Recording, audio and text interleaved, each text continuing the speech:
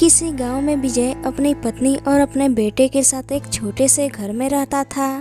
विजय लकड़ी काट के बाजार में बेचने का काम करता था, लेकिन लकड़ी काट के उसे इतना भी ज्यादा पैसा नहीं मिल पाता था ताकि वो अपने परिवार का अच्छे से पेट पाल सके। एक दिन विजय लकड़ियाँ काटकर उसे बेचने के लिए बैठा हुआ था, लेकिन सुबह से उसकी एक भी लकड़ी नहीं बिकी हुई थी। तभी वहाँ एक आदमी आता है और वो विजय से लकड़ियाँ खरीद कर ले जाता है। विजय लकड़ियाँ बेचकर वापस घर लौट रहा था, तभी रास्ते में उसे एक कचौरी वाला दिखाई देता है। उसने कुछ दिन पहले ही कचौरी का ठेला लगाया हुआ था और उसके ठेले पर भीड़ लगी हुई थी। उसके ठेले पर इतनी भीड़ देखकर विजय के भी दिमाग में एक विचार आया।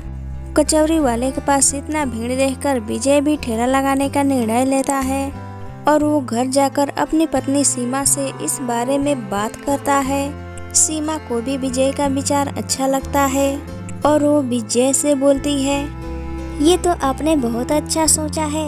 लकड़ी काटकर हमारा पेट तो भर जाता है, लेकिन जीने के लिए इतना काफी नहीं है। बेटे के आगे के पढ़ाई भी तो करानी है। माँ ने मुझे शादी से पहले कचौरी बनाना सिखाया था। मैं आपको रोज सवेरे सवेरे ढेर सारे छोले और कचौरी बनाकर दे दिया करूँगी। आप बाजार में जाकर उन्हें अच्छे दामों में बेच आना। जब तक हमारे पास पैसे नहीं है, आप जमींदार साहब से उधार ले लो। उनसे आप कह देना कि जैसे ही हमारा व्यापार अच्छा चलने लगेगा, हम उन्हें उनके पैसे लौटा देंगे। विजय जमींदार से उधार लेकर सारे सामान घर वापस लेकर आ जाता है। अगले दिन सीमा सुबह सुबह उठते ही छोले और कचौरी बनाने लगती है।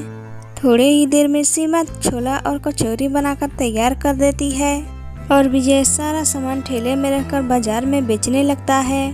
तभी विजय के पास एक आदमी आता है। ग्राहक कचौरी खाने लगता है और उसे कचौरी का स्वाद बहुत अच्छा लगता है।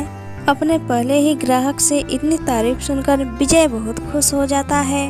थोड़े ही देर में विजय के ठेले पर भीड़ लग जाती है और आज उसकी बिक्री बहुत अच्छी होती है। विजय की चर्चा अब दूसरे गांवों में भी होने लगी थी। दूर दूर से लोग चाट और कचौरी खाने विजय के ठेले में आया करते थे। विजय की तरक्की देखकर नंदू जलने लगा और वह विजय के ठेला बंद करवाने के उपाय सोचने लगा। अगली सुबह होती है। विजय अपने ठेले पर नहीं था, तभी नंदू उसके चाट कचौरी में जाकर कुछ दवा मिला देता है। कुछ ही देर में विजय के ठेले पर चाट और कचौरी खाने के लिए भीड़ जमा होती है और विजय के चाट और कचौरी खाकर बीमार पड़ने लगते हैं। गांव के लोग सरपंच से विजय की शिकायत करते हैं, जिसकी वजह से विजय के चाट और कचौरी का ठेला बंद करना पड़ता है।